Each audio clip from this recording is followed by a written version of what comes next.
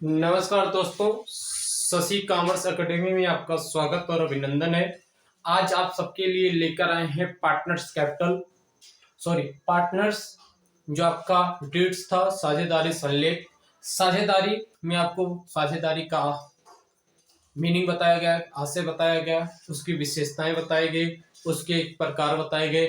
अगला आपको बताते हैं साझेदारी संलेख।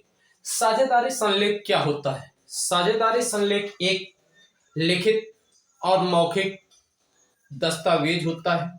साझेदारी संलेख वह प्रारूप होता है जिसमें साझेदारों के आपसी समझौते, जो आपसी समझौते होते हैं, ठहराव हुआ, अनुबंध हुआ, एग्रीमेंट जो होता है, किस प्रकार होगा, किस प्रकार लाभ हानि को बंटवारा किया जाएगा, उस सारे स्टेटमेंट को, जितने भी स्टेटमेंट, उसमें जितने भी तमाम प्रकार की बातें, शर्तें लागू होते हैं, जिस विवरण में लिख दिए जाते हैं, उसे साझेदारी संलेख कहा जाता है।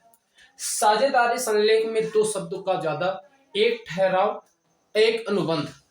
कितने दिन का साझेदारी हुआ है इसका उसमें लिखित होना चाहिए, और वह कैसे चलाना है, किस प्रकार उसमें करना है, इस प्रकार उसको हम विभाजित करेंगे। साझेदारी संलेख को हम एक प्रपत्र के रूप में मानेंगे। किसके रूप में मानेंगे? प्रपत्र डॉक्यूमेंट होता है। ये लिखित भी हो सकता है और मौखिक भी हो सकता है। लिखित जो होगा वो कभी किसी कोर्ट में प्रस्तुत करना होगा। मान लेते हैं आपसी साझेदारों के आपसी मतभेद हो जाए या कोई हो जाए, तो कार्यालय, अगर आपको कोर्ट में इसको पेश करना होगा तो कोर्ट में आप पेश करके जो भी उसमें समझौते लिखे रहेंगे उसके अनुसार सारा सहमति प्रदान हो सकेगा। अगर उसमें मौखिक रहेगा तो जो जिस अनुसार बंटवारा किया जाएगा, जिस प्रकार होगा। साझेदारी संलेख वह प्रपत्र होता है जिसमें जितने साझेदार होते हैं उनका नाम लिखा जाएगा, फर्म की कैसी स्थिति है, किस नाम का है, कौन सा उसका कंडीशन है, किसके अनुसार ये चल रहा है, उस सारे नामों को हम उसमें स्पष्ट रूप से लिखेंगे। लिखने के बाद साझेदारी संलेख में क्या क्या होता है इसके बारे में हम बताते हैं। ठीक, देखते हैं साझेदारी संलेख में। साझेदारी संलेख 2008 के अंतर्गत स्थापित किया गया एक नियम है। ये 2008 में स्थापित किया गया का नियम है जिसमें सभी साझेदारों के दायित्व और इसमें उनके द्वारा होने वाले उनके मध्य लिखित आपको बताया गया। इसमें क्या होना चाहिए? लिखित भी हो सकता है साझेदारी संलेख में जो होते हैं, और मौखिक भी होते हैं। क्या होते हैं? लिखित और मौखिक, दो प्रकार के साझेदारी संलेख में आपसी होते हैं। आगे कह रहा है इसमें मौखिक अनुबंध, ठहराव, राजीनामा या साझेदारी जो राजीनामे होते हैं, इसको क्या कहा जाता है? साझेदारी संलेख कहा जाता है। साझेदारी संलेख के अंतर्गत व्यवसाय को किस सुचारू रूप से चलाना है, जो व्यवसाय होता है उस व्यवसाय को किस ढंग से चलाना है, इसके स्टेटमेंट, ठीक है, किस प्रकार को संचालन करना है, सारे इसमें लिखे होते हैं। वह साझेदारी संलेख कहलाता है। क्या कहलाता है? साझेदारी संलेख। आगे हम आपको बताते हैं साझेदारी संलेख में क्या क्या लिखित होना चाहिए, क्या क्या होता है, उसके बारे में हम इसको लिखकर दिखाते हैं क्या क्या इसमें होता है साझेदारी संलेख। साझेदारी संलेख में जो मुख्य बातें होते हैं वो चर्चा करते हैं। जैसे इसमें किस जो आप करेंगे उस फर्म का नाम, फर्म का नाम होना चाहिए पहला, सदस्यों का नाम व पता, जो इसमें साझेदार होंगे, साझेदार जो भी सदस्य इसमें साझेदार होंगे, साझेदार के नाम व पता, साझेदार के नाम और वह पता ये होना चाहिए। फर्म का नाम, किस प्रकार का फर्म का नाम होगा, ये फर्म का क्या पता है, पता भी होना चाहिए, कॉमा लगाकर पता भी लिख देते हैं। फर्म का नाम और पता, साझेदार के नाम व साझेदार की पता जो भी रहेंगे इसको हम लिख देंगे। व्यवसाय प्रारंभ करने की जो तिथि रहती है, अवधि जो रहती है, व्यवसाय प्रारंभ करने की तिथि, इसका भी इसमें उल्लेख होना चाहिए। आगे इस प्रकार तमाम है, जैसे पूंजी पर किस प्रकार ब्याज देना है, वो ब्याज की दर भी होता है। मान लेते हैं ब्याज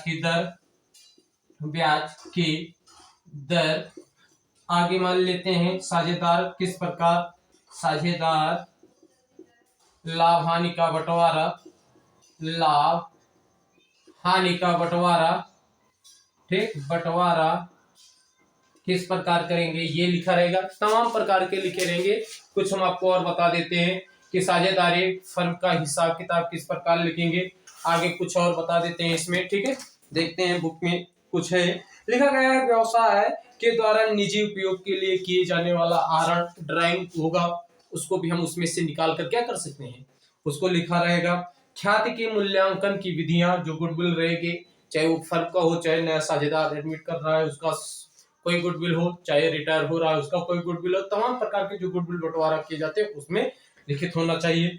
आगे कह रहा है साझेदार के दिवालिया होने पर होने वाली हानि को वहन करने का अनुपात, जो दिवालिया घोषित हो जाते हैं उनमें संपत्तियों और दायित्वों का पुनर्मूल्यांकन भी इसमें, कि हाँ संपत्तियों और दायित्वों का अगर कोई नया साझेदार आएगा संपत्तियों और दायित्वों का पुनर्मूल्यांकन किया जाएगा। इसी प्रकार साझेदार के जो अधिकार और कर्तव्य होते हैं, बहुत इंपॉर्टेंट है ये अधिकार और कर्तव्य, इसको भी लिख लेते हैं कि साझेदार के क्या क्या अधिकार हैं और क्या क्या कर्तव्य हैं। अधिकार और कर्तव्य इन दोनों के बारे में हम इसमें क्या करेंगे, वर्णन किया जाएगा। तमाम प्रकार की जो साझेदारी संलेख होते हैं इसमें नाम लिखा रहेगा, ठीक है। इस प्रकार हम इसको पढ़ लेते हैं। आगे देखते हैं साझेदारी संलेख के महत्व क्या होता है, साझेदारी संलेख का महत्व कहाँ कहाँ इसका महत्व होता है। इसमें इस तमाम जो ये कंडीशन दिए गए हैं ये कोर्ट में प्रस्तुत करने के लिए किए गए हैं। आगे देखते हैं महत्व के बारे में चर्चा करते हैं। इंपॉर्टेंस क्या है साझेदारी इंपॉर्टेंस में, ठीक है। साझेदार के महत्व में कह रहा है साझेदारों में जो अधिकार और दायित्व और कर्तव्य होते हैं, इसमें जो अधिकार दिए गए हैं, अधिकार जो दायित्व होते हैं और कर्तव्य, इनके बारे में बहुत महत्व दिया गया है साझेदारी संलेख का।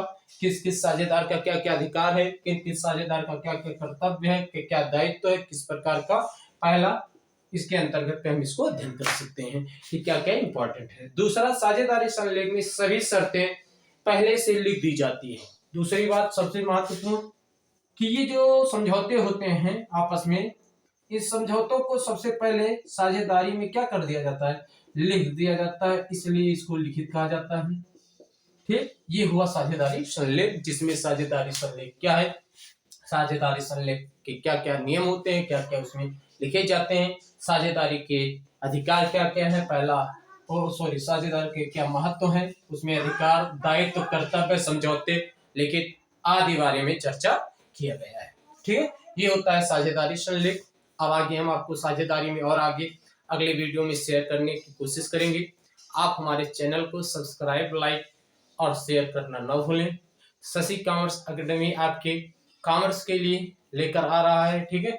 अच्छे से अच्छे कोई भी एग्जाम हो, यूपी बोर्ड इस समय चल ही रहा है, उसके लिए बहुत इंपॉर्टेंट है। आप हमारे चैनल को प्लीज लाइक और सब्सक्राइब और शेयर करना न भूलें। Thank you.